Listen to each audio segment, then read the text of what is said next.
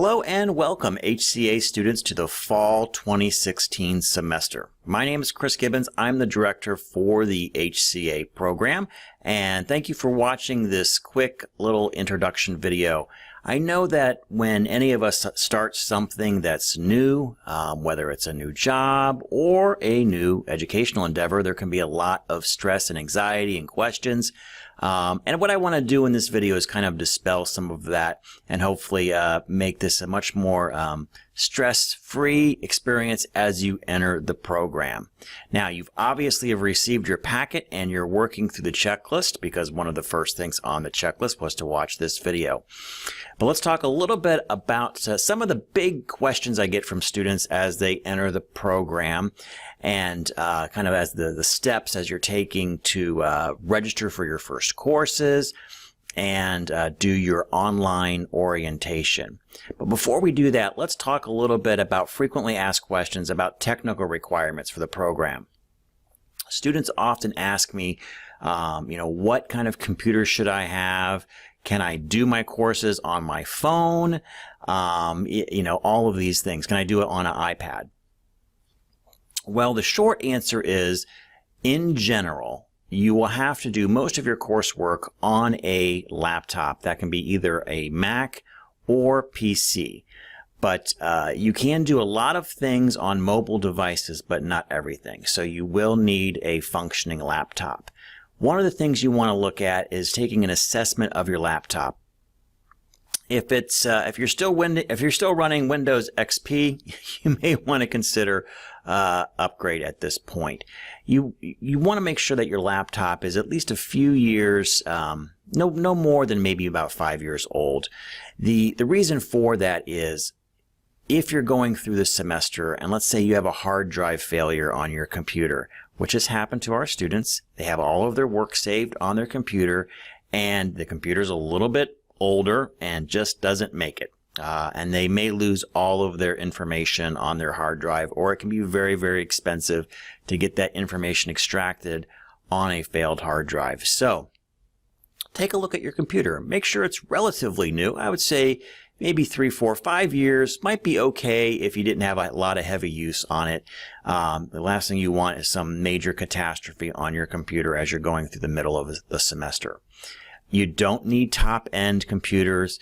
If you were going out to buy one new, you could probably get a very serviceable computer around, if you're a thrifty shopper, probably around the $300 to $400 range. So again, you do not need the high-end computer. All right, so take a look at your laptops and make sure that you're okay with that. Some other hardware requirements. As you go through the program, you're going to be doing presentations similar to what I'm doing here. You're going to be talking in front of a camera, and you might be having a PowerPoint and talking about whatever project, assignment, what have you that you're doing. When you do that, of course, obviously, you need a camera, and any laptop probably built in the last 8 years has an incorporated camera. Those cameras are usually okay. But make sure you do have a functioning camera in there. Also, laptops, they have a built-in microphone. Now, historically, those microphones have been pretty poor, and for us hearing students talking at a little bit of a distance like this can be a little difficult. Now, there are some computers that do a fantastic job with audio, such as the Macintosh line. There's a great job with the Macs. And some of the Lenovo products do well as well.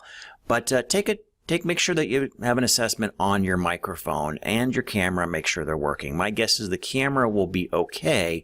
The microphone may need a little bit of an upgrade. So what do our students do? Well, many of them will purchase a little headset mic like this, maybe $10 to $15. That's all we're talking here. A little headset mic that they'll wear when they're doing their presentations. It also cuts down on some of the background noises that can be happening around as you're doing a presentation. A lot of them will buy these little stick mics, again, $10 to $15. So don't spend, $80, $90 on a fancy headset microphone setup. You should be able to get fine under the $20 price point. Okay, well that pretty much covers some of the basic, hardware requirements. Good laptop, functioning camera, and a microphone because you'll have to talk to us eventually. Not always, but in many classes. The next question I get is regarding software. Do I need a special software to do the program? Well, your virtual campus, which is called Brightspace, is a web-based application. So that is no software required for that. The biggest piece of software you want to make sure that your computer has is word processing and presentation software, and maybe even spreadsheet software. So what am I talking about? I'm talking about Microsoft Office. And that is the recommended program here. I guess for lack of a better word, we're sort of a Microsoft Office school here. All of your assignments will be due in a Microsoft, written assignments that is, will be due in a Microsoft format because that's what our instructors have. We do not have Macs issued here at the college. We are a PC-based college. That in turn means that we have Microsoft Office on our computers. So they can only open your assignment if it is a Windows, or not saying Windows, but a Microsoft Office or Word-based file. We call it a docx file. So you want to make sure that you have Microsoft Office. Now, there are many of you may already have that. You'll be absolutely fine. If you don't have Office right now, there are some great ways to get that. They have cut the price by about a fifth on the product, sometimes even free. So you can even find web-based version of Microsoft Office or Microsoft Word and Excel and PowerPoint. There are web-based versions out there that Microsoft basically gives away for free. I would recommend, though, just for frustration's sake and not having to constantly deal with a web-based version, is to have the actual full version. And Microsoft has a wonderful product called Office 365 University Edition. You want to make sure that you focus on the University Edition. You can buy that directly through Microsoft or Amazon or many other sellers out there, including our own bookstore, where you get an access card and you're able to sign on, download the product. It is a good for 4 years. It's a 4-year subscription to their entire suite of Microsoft Office products. So that'll last you probably all the way through to graduation. Now, the cost on that, last time I checked, was right around $70 for the full 4 years. And I think it can be put on 2 different machines, if I'm not correct. Like there's 2 different licensing options on there. But anyhow, it is a fantastic deal for 4 years to get all of those products that are constantly updated automatically. So look at that. Now, if you go through the college bookstore, I will say that there is an upcharge. And we have a notice on there that that you can go directly to Microsoft and buy it cheaper. There are some students who are receiving financial aid. If this is a required application for one of your courses, they can have that incorporated into their fees. Now, it is not a required application for our courses. We have one course that specifically teaches Microsoft Office 365, so it is required for that course. But what I'm saying is if you go to the bookstore, it's a little bit expensive there. So I would encourage you to go to Amazon, go to Microsoft, look at that. You should be spending right around maybe $70 for that whole subscription. I have seen it actually a little bit lower than that from time to time as well. Okay, so that covers pretty much the software requirements that you'll need for the college is that. Now, let's talk a little bit about what you've received in your packet. I'm going to go over some of those things really quickly here. So you have obviously got through the checklist here and you're starting to work on that. Let's pull up the student checklist and I'll move my picture off to the side here. So through the student checklist, you do have the obviously the introduction video that you're looking at now. You will want to establish your Mercy College email. This is how the college is going to communicate to you. This will maybe be how your instructors communicate to you, so it's very important that you establish that college email. And then send me a little hello. Basically, want to say hello and make sure that your college email is working, and I'll reply back to you as well. You want to register for your fall courses. So all of you are going to receive a plan of study. Many of you will receive 2 plans of study, one both full and part-time. So you'll choose those plans of study and you'll register just for your fall courses because that's the only thing that's open right now is fall. After you've done that, you will want to access Brightspace. Brightspace is your virtual campus, is your online campus that you'll be attending. That's the application that we use is called Brightspace. So you'll hear that term used a lot. You may also hear our older name for it, which was Desire to Learn or D2L. So you might hear those interchangeably, but we're trying to be consistent now and call it Brightspace because they changed their name to Brightspace. Log on to Brightspace and make sure that you're able to log on and see that Brightspace environment. Your courses that you registered for may not show up right away. There is a little area where your courses will be listed and you'll click on the links for your courses to enter your courses, but they usually don't appear until about 2 business days after you've registered for your courses. So don't panic if you don't see them there right away.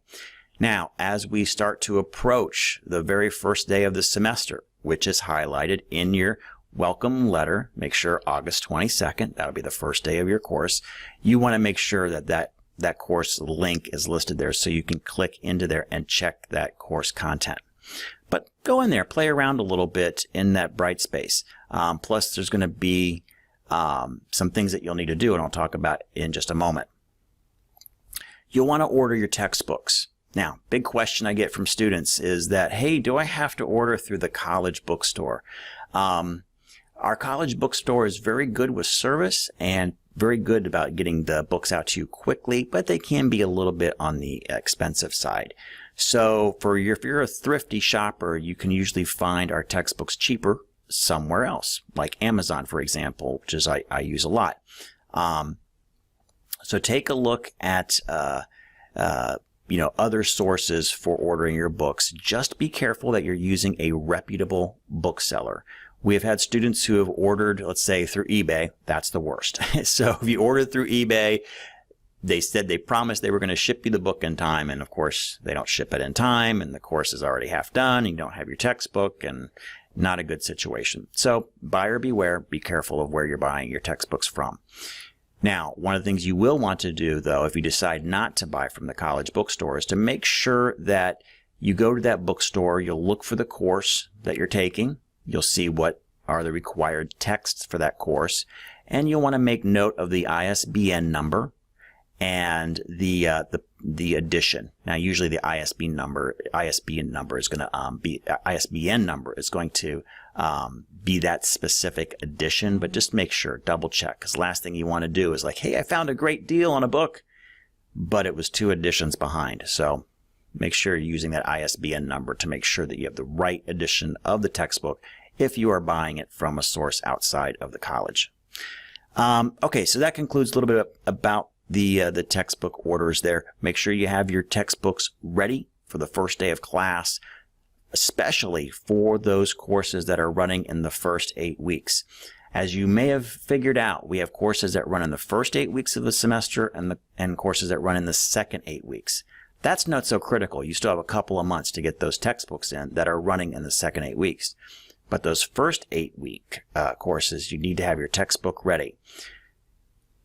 Big difference from land-based classes, and many times, when you're doing a 16-week land-based class, you may not have your textbook that first week, that first class period, and you go and buy it that first week. With our online courses, because they are so fast, we expect that you have that book right away because we hit the ground running. Again, they're compressed classes in only an 8-week format. Okay, enough about textbooks. Let's move on to financial aid and tuition reimbursement. Now, as you've gone through the process with your admissions officer, hopefully you've been working with financial aid if you are using student loans or Pell Grant or what have you, that you've been working with our financial aid department. If you haven't, you want to start that immediately because it does take a little time to get all that arranged, FAFSA and all of these things. So if these are all foreign terms to you and you were expecting to get financial aid, start that process immediately. Contact information is in the checklist. Many of you are working healthcare professionals, working for healthcare systems or medical practices. Many of these places offer tuition assistance or tuition reimbursement for their employers. I encourage you to check with your employer and see if they have that reimbursement for you. They may want some verification from the college. Please feel free to contact me. I can work with them. Many times they want to make sure that you're attending a regionally accredited institution, which we are. We have all the correct accreditations for employers that need such accreditations. So if you need anything, let me know. I'll be happy to provide that to you so you can work with your employer, often your HR department, if you are working with a large healthcare system. So check that out. You don't want to leave that extra money that could be available to you. All right, so, and then lastly, you will want to register for what we call HCA Student Community. And that's what I referenced to a little bit a while ago when I was talking about Brightspace and just kind of checking out the environment. One of the required tasks that you're going to have to do in Brightspace, again, that's your digital campus, is you're going to need to register for what we call HCA Student Community, which is basically our orientation process for you. It's very similar to what you'll see in a class type environment where you'll have components that we call modules. You'll complete modules as you go through. In this case, instead of learning about healthcare finance or economics or HR, you're going to be learning about the college and the program and some of the college resources available to you, and really give you some good ideas about how to be successful in an online program. So you're going to be learning that through the orientation process. The process is designed to take about 5-6 hours. Now, I have had students who've completed it, very quickly. They're usually former Mercy College students who are familiar with the online environment. So please take all the time that you need to do this, to let that information soak in, maybe a little bit shorter or faster depending on your familiarity with online and the college. Now, a couple key things to remember with this HCA or Healthcare Administration Student Community, again, also our orientation, is that it's going to be open on July 25th. So it'll be available for you to start working through it at that point. And you have up until August 22nd, the first day of your classes. Okay, make sure you put that on your refrigerator or somewhere, August 22nd, first day of class. You have up until then to complete this experience. So, and remember, like I said, it's about 5-6 hours-ish. Many students will do it in one setting. Others will break it up over a period of time, do an hour, come back a day later, do another hour. I think that's a little bit more manageable since you have plenty of time, break it up a little bit over a period of time, kind of let that content sink in.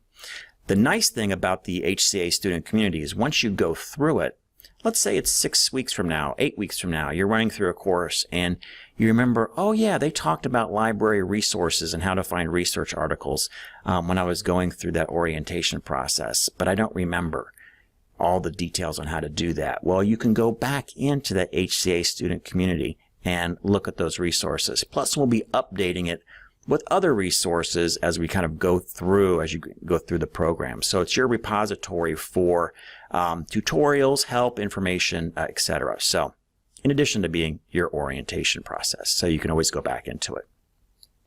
But a key point, remember to have it completed by August 22nd.